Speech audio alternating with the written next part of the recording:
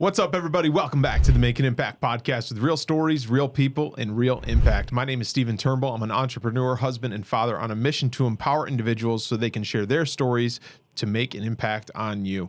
My friend Tyler Champion from Champion Farms in Clinton is on the show today.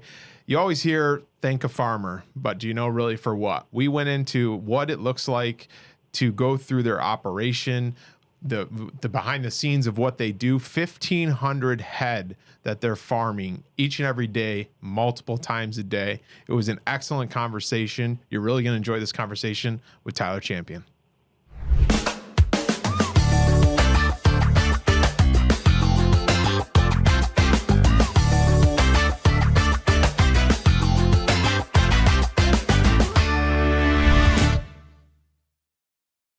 What's up, everybody? Welcome back to the Make an Impact podcast. My friend, Mr. Tyler Champion from Champion Farms in the house today. How are you, sir? I'm good. Thanks for being here. Yeah, thank you. Thanks for having me. I'm pumped for this, just to set the stage for everybody. We've been friends for a while. I'm trying to think of how it all started. Our sisters became friends young in school. Yep. Our families became friends. We vacationed together. Shout out to York Beach, Maine. Yep. A lot of good cane jam tournaments out on that beach. A lot of good times. But I think this is going to be a great episode. We haven't had really anybody in about the agricultural world, the farming world, and I know we want to talk about all of it and the little behind the scenes of what you guys do. So talk to us first about the background of the farm. So we've been up on Champion Road in Clinton since 1804. So you got to be around from 1804 to get your own road. That's the key. Something like that, yes. Yeah, no, we've been up there for...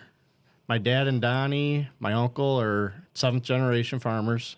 Me and my brother are there, and so you and Tanner are eighth generation. Yes, we are going to be the eighth generation. Yep, and it's all been up there on Champion Road. Yep, that's where it all started. That's where it all started. We started with a little 10 or 15 cow stall barn back in 1804, and back then they had their horses and all that. So, yeah, we had a farmhouse, a horse barn, and little barn.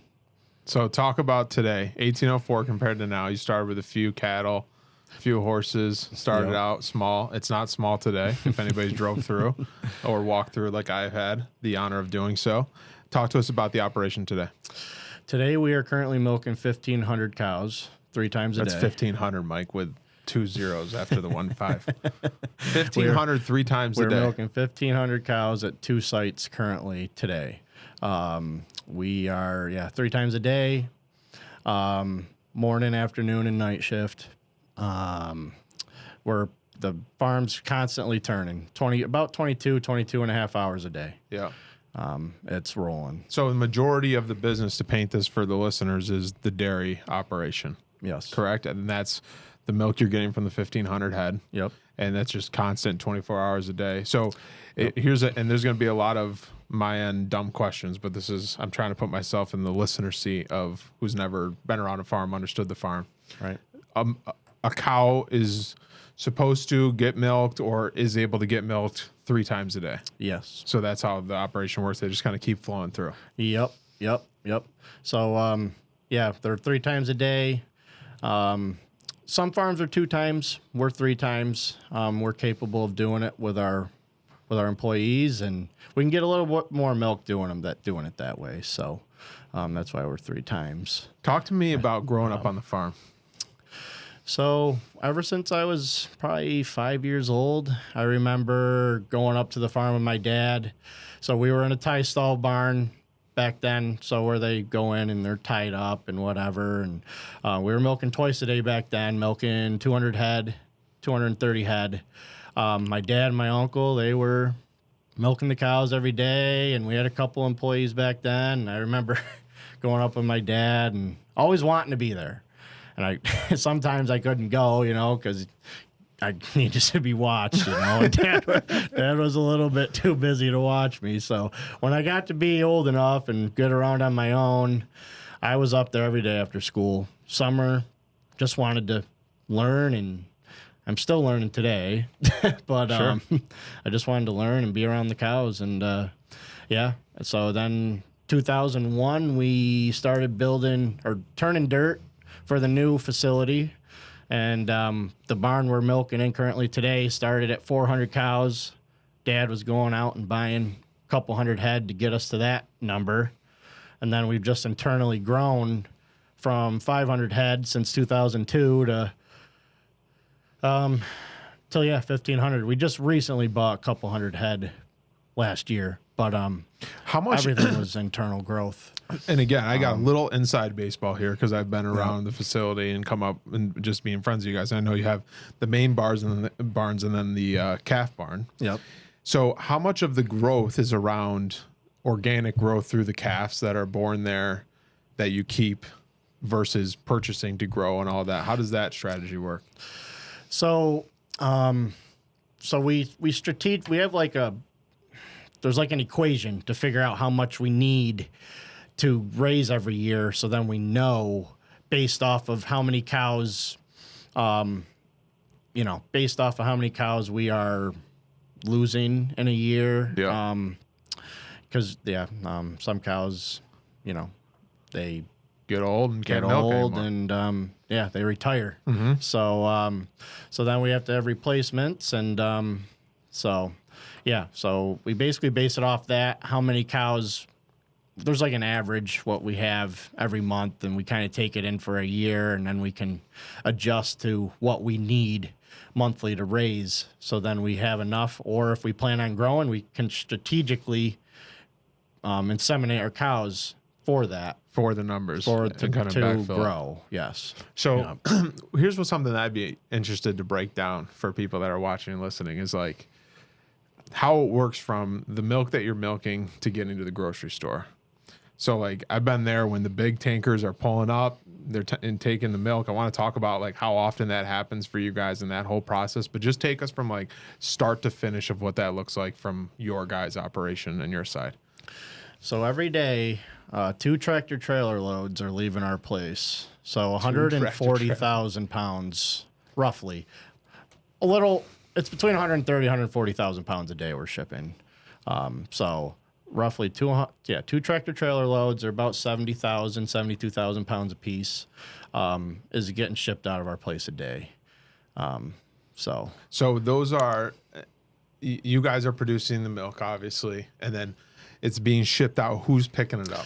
So we have a truck driver that comes. He's an independent guy with a fleet of guys, and he comes up, and most of the time it's going to Chobani and New Berlin.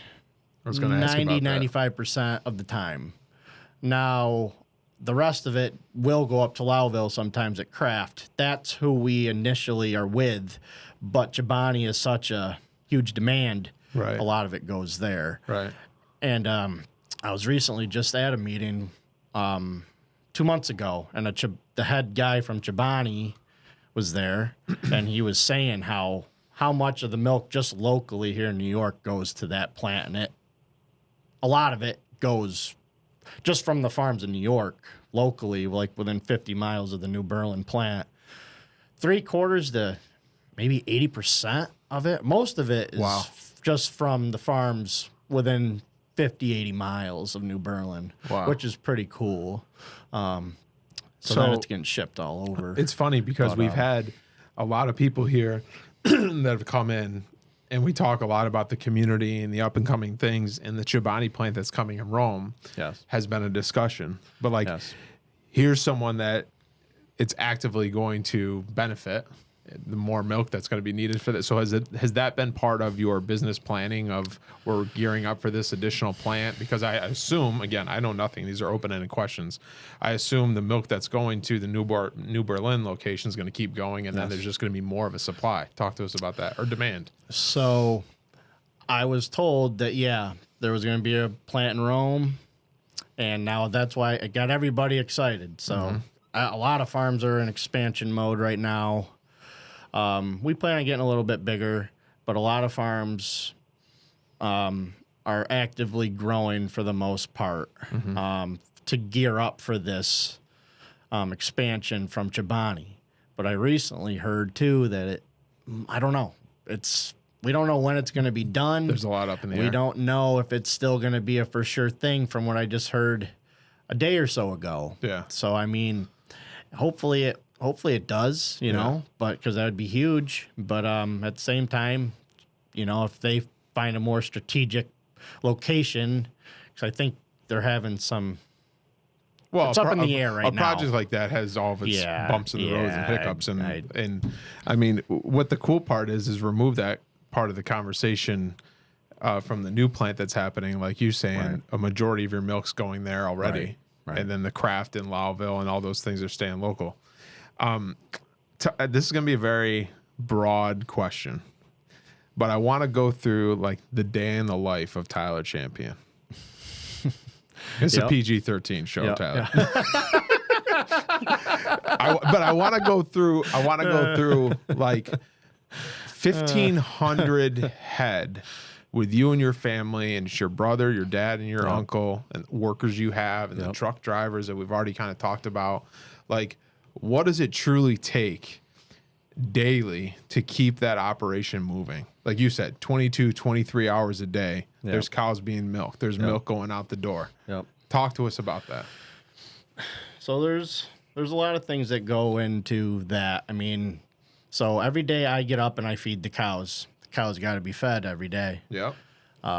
So I'm one of the main feeders. Me and one of my uncles, another uncle, Clint. You know. Yeah. He's feeding with us right now. So and then Tanner can feed as needed, and my dad can feed, and also my Uncle Don can feed. So there's a lot of people there that can do it, you know.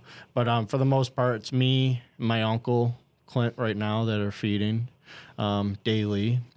And then we have, at our other site, we have another feeder over there, too. So that has to be done. And then just whatever, there's vaccines that got to be given, or there's cows that got to be artificially inseminated or moved here or there, you know. And we have certain days throughout the week that we do certain stuff to keep it pretty easy, you know. Like today's shot day, this day's move day. You know, we have certain days throughout the week where it's pretty easy to, you know, keep things flowing. So one of the things I'm just thinking about that I wasn't thinking about until we start having this conversation. Talk to us about the shift that you guys have to make seasonally. So it's not always beautiful, and it's always not beautiful in 85 up on the hill. If you've been up on Champion Road, if you ever been up on Champion February, Road, it's a little different. I don't know. It's not bad in the summertime, but in the wintertime, it's a whole different world. But what does that look like from you guys from the operational standpoint? Are there things that you only do in the summertime, only do in the wintertime that you have to do because of the seasons, or what are the limitations around that? I mean, really our busiest season, right, is spring and fall. So, I mean, we got to get our manure spread every year for, it's good fertilizer for people that don't know. We rely on that to grow good crops, so we got to get that spread, and then we go out and work it all in and plow it, disc it, fit it up, and then we plant it. So, I mean, just for perspective at home for people, how many acres of that stuff are you doing? We're doing 2,600 acres right now of planting. 2,600 acres of corn and alfalfa. Yep. I'm just putting that in perspective that maybe the average listener's backyard is a half acre to an acre. Yep. Times 2,700. Yes. Yeah. Right now. And yep. Yeah. That's what we're doing. So in the winter time, what changes besides the sideways snow and ice up there on Champion Road from the operational standpoint? Obviously, you're not doing all that stuff in the fields, growing stuff in the winter, but to keep. Like, again, stupid question from the outside here. Are there certain things you have to do to prepare the barns for winter, for the cows and all of that, for the operations? Oh, yeah. I mean, we have to shut the barns every winter. There's curtains on the barns for ventilation purposes. So, like, to keep the barns warmer, we'll put the curtains down, and we make sure that all the doors are working every fall, so that they slide or open or whatever. Easily as needed, because we need to keep them barns warm as possible, so they're not freezing up and cows aren't slipping or getting hurt, because that's obviously we don't want that. We try to keep everything. I think one interesting question would be like, if you had to go back to your 5-year-old self that wasn't allowed to be around the barns without supervision to now being fully in the operation, helping run the operation, like, are there any things that were like wow moments that you didn't realize about the business, like growing up, that you've learned over time when it comes to just the agricultural industry itself? And I know we want to talk about like the pros and cons and give insight to some of the people watching, but is there anything that sticks out to you when I ask you that question of things that you maybe didn't realize now looking back when you were just working there during high school and stuff like that? I mean, there's a lot of stuff, I mean, I saw it every day, right, growing up. I mean, I knew it was a lot of work going into it. I knew it wasn't just something that you could show up for an hour or two and then walk away, Like, there's just so much stuff that has to be done, and there's always something that has to be done on a farm. It doesn't matter if you're caught up. You think you're caught up, and it's like, oh, this needs to be fixed, or, oh, this needs to be done, Right. Like, there's never a slow day on the farm, and if there is, you got to go and find something to do. Yeah, because literally, just when you think that's one. I mean, I knew that anyways, but yeah, I'm just saying, yeah. So like, that's one thing for sure. Yeah, there's always something to do. What do you think like is the biggest misconception about the agricultural world to the general public? The biggest misconception I would say is there's no days off, there's no holidays, there's no everything's always working, always running. The cows have to be fed every day. Yes, the cows have to be fed every day. The milk's got to be shipped out of our farm every day. So like during the wintertime, for example, we have to make sure the driveways are all plowed and sanded or whatever. And we live on a hill, so we need to make sure the roads are clear. And there's been a couple times where we've gotten calls to pull out the milk truck to pull them up the road, or so that's some things that people probably don't realize. I think what's interesting is like the amount of unexpected challenges that could come up in an average day. Right. Yeah. Right. Like if that one track, and I don't know all the lingo, of course, but like that combine that you have to use for that day has a malfunction, needs a part, whatever. Right. That's got to be taken care of right there. It's not like you can just use the next one. All right. You just, yeah, exactly. I mean, we try to have backups, which we do for the main things, like our main loaders that feed the cows, that load our mixers every day. We have spare loaders. We try to have a spare tractor or two on hand just for like the everyday stuff, because we know it needs to be done. But sometimes and then our equipment, we try to maintain it as much as possible because it's huge. You need to take care of your stuff, and it's not cheap. No. Everything. All of you worrying about your F-150 prices, don't talk about it on this episode. That's all I got to say. Yeah. The inflation F-150s are the least of your worry over here. Yeah. No.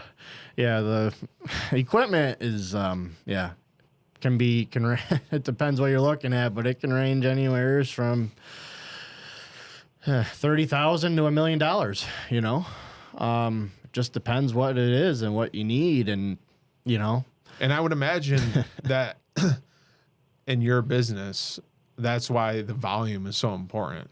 Yes. Like, because you have in order to truly manage and take care of and produce a farm of 1,500 head, you have to have a certain amount of equipment to get that job done correctly. It's not the 1804 farm with the 10 cows that you can do on your own quickly if you need to. Things have changed a little bit since 1804, and if my ancestors were looking back today, they'd be like, what? What the heck?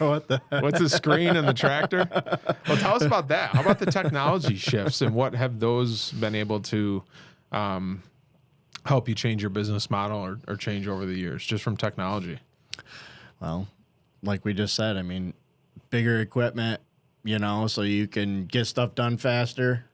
So we can, like for example, we can do our hay, let's say 700-800 acres of hay. We can get that done in 3 days, That's crazy. And it's like, you know what I mean? It's just like we got to get it done as quick and as efficient as possible and get it piled up and covered, because we pile it with a tractor, and then we'll throw tires and plastic down to prevent spoilage, and that's what feeds our cows all year round. So I mean, right now we're in the, when I say busy season, you know, May through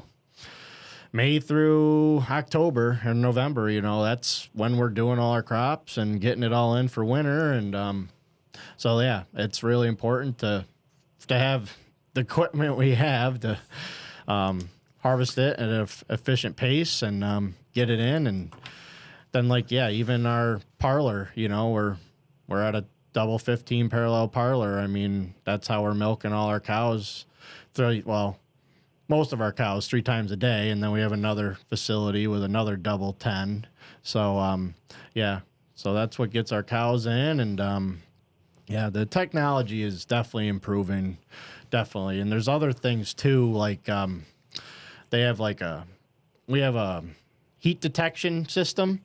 So like it tracks their rumination, like how much they're eating and chewing, and For each cow? yeah. Wow. Yeah. So that's something that a lot of farms are starting to do now. So is that like something that they wear? Yeah. So we have it comes in either an ear tag or a collar, and we have both, and we can throw it on them. It's kind of like an Apple Watch. You know, it tracks their activity, tracks how much they're See eating. how many sit-ups they're doing a day. Yeah. You gotta keep them in shape. Yeah. So so you can tell, like, this cow number 648 has this much activity, or something might be going wrong here because of these alerts. Yeah, it's really cool. It's something that we started doing probably 6 years ago. It's basically another employee, you know. Right. Like, it's something that can alert us, and then we could be like, okay, we got to go check this cow right now. Maybe she's got a fever or mastitis or, you know, stuff. See, that is so cool to me, because we talk so much on this show with people that come in that have office jobs or are building small businesses about what technology and AI are doing for their businesses. And I think people don't realize that there's something like this. I mean, and so you talk about the technology effect on being able, like, maybe before those collars or earpieces or whatever, you wouldn't be able to know if this one cow was sick, and that would be a problem.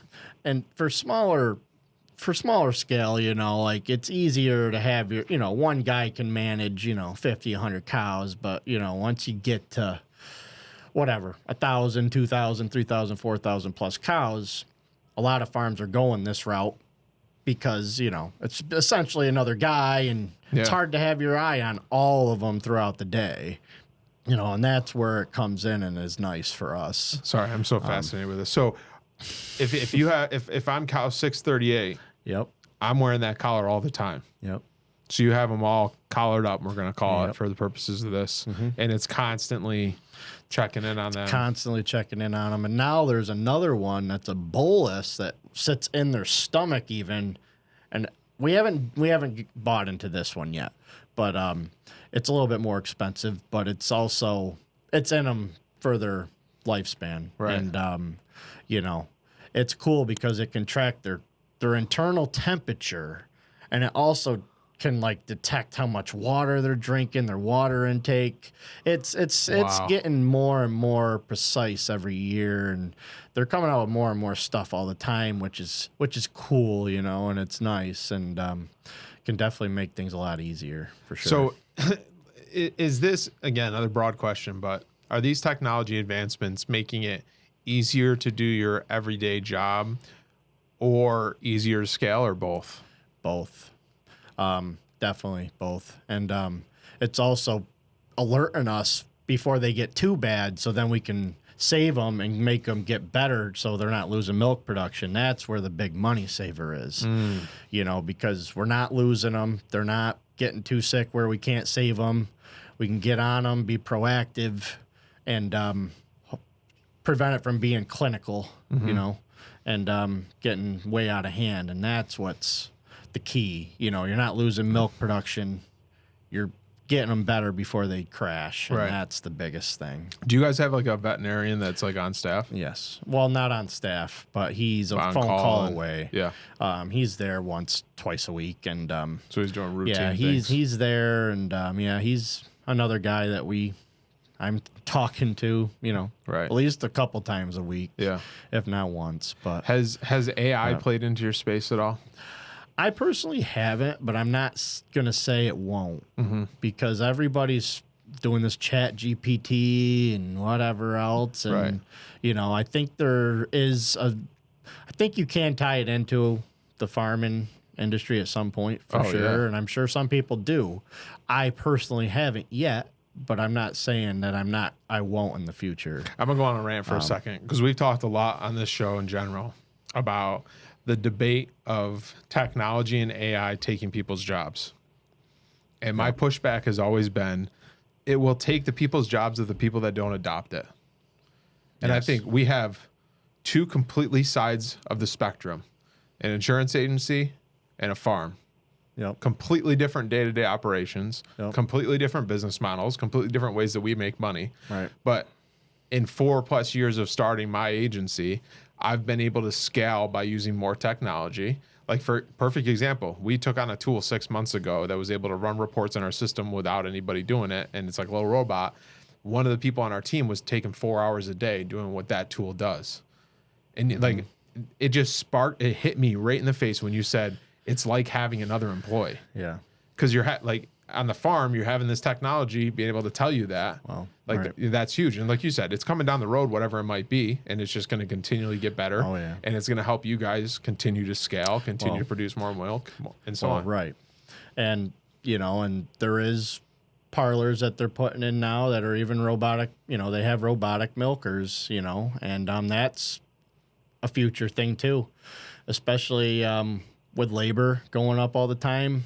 Some farms are considering going that route because labor's getting more and more and more every year. And we're still getting paid the same Right. as we were 20, 30 years ago. Right. And that's where things don't mesh, when we're getting paid the same amount of money and everything else just Everything keeps else going going up, gas, diesel, electric, your feed bills.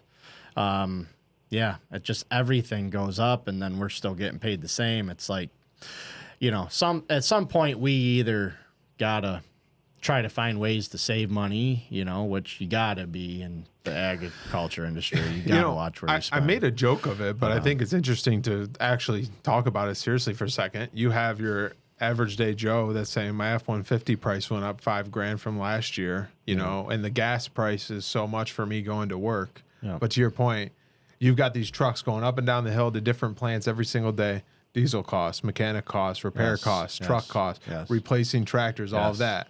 Yeah. And it's still the same output of delivering your milk at the quality and service that you guys are well known for and provide. Right. I think that's interesting for people that are watching this that haven't thought about that to consider. All these things. And we talk, we've brushed it over as just feed. Well, this is 1,500 cows that you're feeding daily. Well, you got to include the replacements too. We have like 3,000 total There we go. There we that go. we're feeding daily. So you're feeding There's about 3,000. 3,000 head mouths we got to feed a day to sustain our business. Yeah, keep it going. It's so cool. Yeah. How many calves do you birth? A month. Yearly, monthly? So right now we're on track to have 60 to 70 born a month that we're raising. Say it one more time. 60 to 70 a month. Yeah, 60 to 70 Holstein calves. Females. so We cool. don't raise our males. No, we're raising, about 70 a month. That's where we're keeping it for this year because we are in growth mode. We do plan on expanding over the next 3-5 years. So we're starting right now so we can get to that point. Now, the males you sell off to different They other get farms? sold or? off at a local cattle dealer, and then they go to feed lots down south or out west, and then they're grown to finish. That's where they go. You know what's remarkable to me in this 28 minutes that we've been talking about this, and is just how much planning there is in your everyday. You know, I think the average person definitely doesn't appreciate it, or realize, like you're saying, this is what our milk output has to be. Yeah. Here's how many head we have that we have to produce. Yes. These are the calves, and backing into these numbers to get these type, like the planning is unbelievable. There's just a lot of precise stuff with our business because, like I said, you gotta watch what you spend, you know, because we gotta be as efficient as possible to keep going, you know, Right. and to sustain and just be successful, Right. And you know, we've been doing it for 224 years, you know, Crazy. or 222, yeah, but yeah. So, Talk to me about when the when the average Joe at the supermarket says, "Oh, it's rained so long," or "It's been dry so long. I feel bad for our farmers." Tell people what that means. That was a very open-ended statement. I apologize for that, but I want you to purposely dive deep into it. well, yeah, I mean, I know. I mean, we're the ones living it, right? We're the ones that are out there doing this day to day. Like last year was the wettest spring I think anybody, even my dad or my uncle, has ever seen. And like we couldn't even get all our crops in Because it was so because wet. it was so wet. And like that just puts a damper on everything, you know. It affects our yields and you know, the quality and, you know, everything that we need for the cows to do better. And if we don't get a good crop, it affects how the cows milk. So then we gotta either supply more grain, and that's more money, you know, and that's what I know some people don't realize. And yeah, And So- the crazy thing is, all that stuff that you don't have control over. You don't have control over the fact that it was the wettest spring. Well, right. In how many years? And we also don't have control over what we get paid for our milk either. How does that work? It's government. Government has a handle on it. Shocker. And yeah, it's the USDA has what's called a federal milk marketing order, and they kind of base off of what has been sold in the last couple months or year, and that's how they base it off of.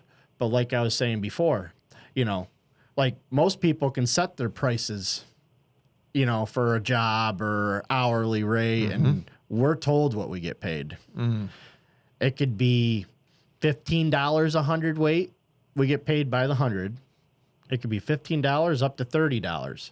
But the thing is, they'll keep it as low as possible for the longest amount of time, you know. And then when they know that the farmers are struggling real bad, they might up it up a little bit and So keep what? it there. And they, as the government, the what'd you say? The U.S. USDA, yeah, and government. And so they have the regulations on this. So when you sell to Chobani, when your truck leaves Champion Road and goes to Chobani, that price of that truck is going to be the same if it was the farm down the road. So there's premiums. So you get paid based on how clean your milk is, bacteria count, and all that. So there is premiums, and you do get paid based off of your butter fat and your protein percentages as well. So yeah, that's how it's all. That's how it's all configured. calculated. Yeah, And like is that stuff that you're managing? Yeah, I mean we're pushing. So I'm in charge of the genetics. I'm always pushing to be top tier. You know, like I'm pushing for the latest and greatest, best thing out there, so our cows can, for the future, keep up with the demand of what's needed and what's being paid for. So right now there's a huge protein demand out there. You know, like your protein shakes and so interesting. and all Yeah. this stuff out there that so there's a huge demand in protein. You know, just a lot of people in the last 2-3 years are up in their protein intake nutritionally, and so that's what we're trying to plan for right now. And so how do you is do making that? more protein. How do you plan for that? The sires that I use, the AI, our cows artificially inseminate our herd with. Yeah. They have a way of it's called genomic testing. They can take a sample of their DNA out of their ear, and they can tell what that animal is gonna do and produce. Wow. So they can tell us that, oh, this is gonna this bull can, give his genetics, share the genetics with another cow and make this much milk. That calf is going to make that much milk At this level. Yes. So, and like this much butter fat and this much protein, and they have health traits to pick for, and like their feet and legs, and just there's a bunch of stuff that can go into it. And I look at it all because I want the best of the best and something that's going to produce and stay around a long time, because the older cows is what essentially makes you the money, Right. because you're raising them for 2 years before they're even producing a product, income for you. So you got to get them to 2 years old, and you want them to live as long as possible, Which is to generally pay what? themselves off, and then keep. How long do they generally live and produce? It varies. Some people, it varies with every farm and every manager. I mean, it can be, I would say on average, I would say 6 years is probably a good number. But I mean, I've seen cows live at our farm for 12, 13 years. And some people can even say maybe a little bit more on like the smaller farms, they might live a little bit longer, but overall, I would say 6 years is a good number. Just to back up again to the conversation of the operations as a whole and what it takes to do what you guys are doing, and you just glossed over this, and I want to highlight it more, is it takes 2 years, you said, for them to start. It takes 2 really years producing. for them to produce, and we figure we have about $2,500 to $2,600 an animal to get them to that 2 years. Wow. At least.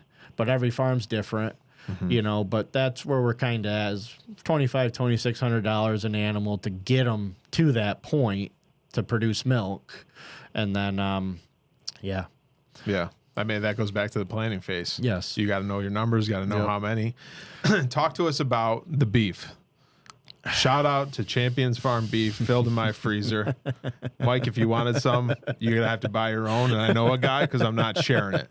It's incredible. But that's been a recent add-on to the operations and a recent shift. Yeah. Tell us about it. We probably started 5 years ago. We bought 20 calves. We started, and then we essentially bought more and more and more. And it's been great. Tell people basic. I've never been on a farm before. I'm watching this for the first time. Basic terms, the difference between a beef cow and a dairy cow. So, yeah, I mean, so a milk cow, there's a lot of different, there's a lot of different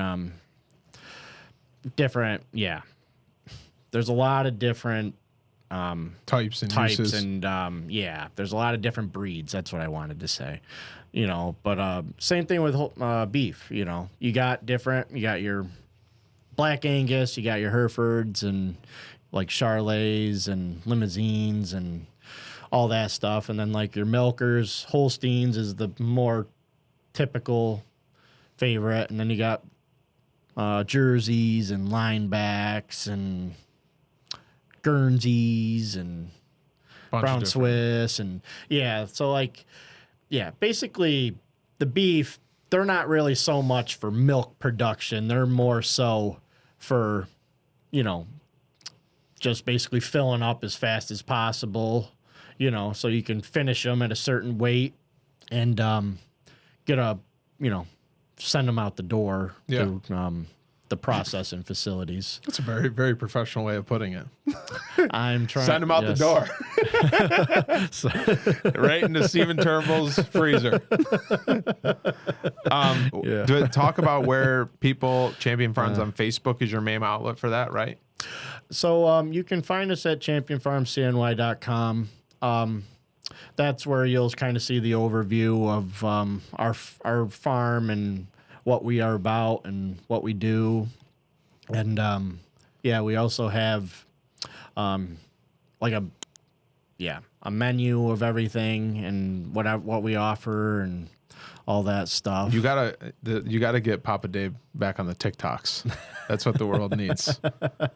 His father, shout out Mr. Dave Champion. I refer to him as Papa Dave because we grew up in vacation together, and that was the nickname that stuck and will forever stay. But we need him back on the TikToks. Yeah, should have brought him in today. We're recording this, Tyler, on, I don't know, what is it, October? Who knows what day it is? August 3rd. And so I just bring that up for people that are watching and are interested in the beef, because I'm not just saying it because Tyler's sitting here. It's some of the best beef. And you know what's crazy?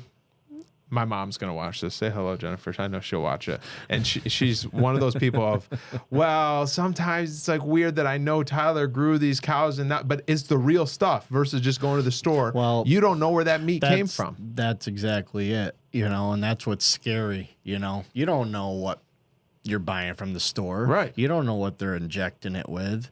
You don't know what that animal is fed. You don't even know if it's even lab grown. Right. Now they're pushing lab grown meat. And it's like, what is that? Mm-hmm.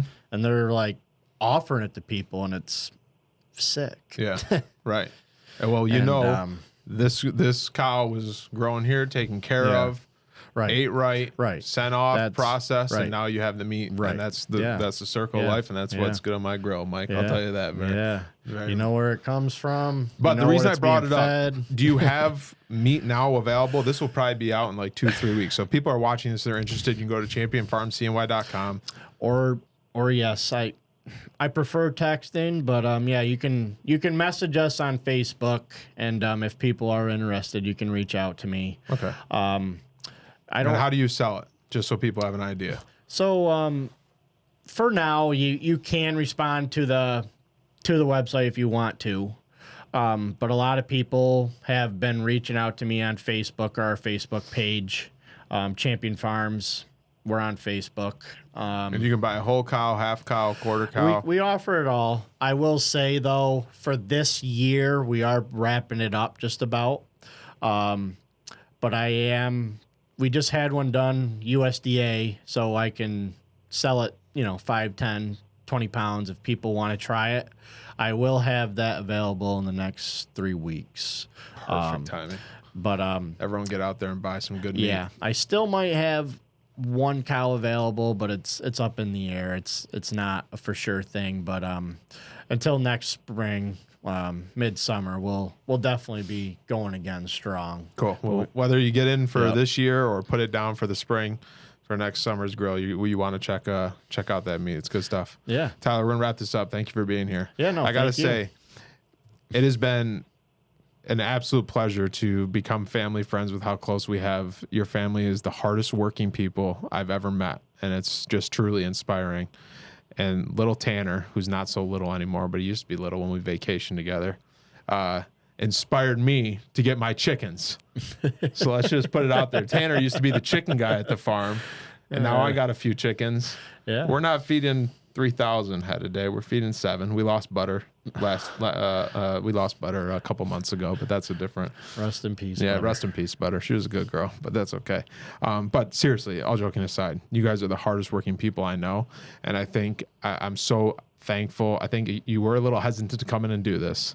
I'm so thankful that you did, because it highlighted exactly what I wanted to about what you guys do every single day. And you see, thank a farmer on Facebook, and that's all good and great. This tells you right here what you're actually going through, what you're doing, and what you're providing for the community each and every day. So thank you so much for what you do. No, thank you for having me. It was a great experience for sure, and I'm glad I did it. And get out and get the beef. I'm telling you right now. Hit up Tyler for all the beef. It's amazing.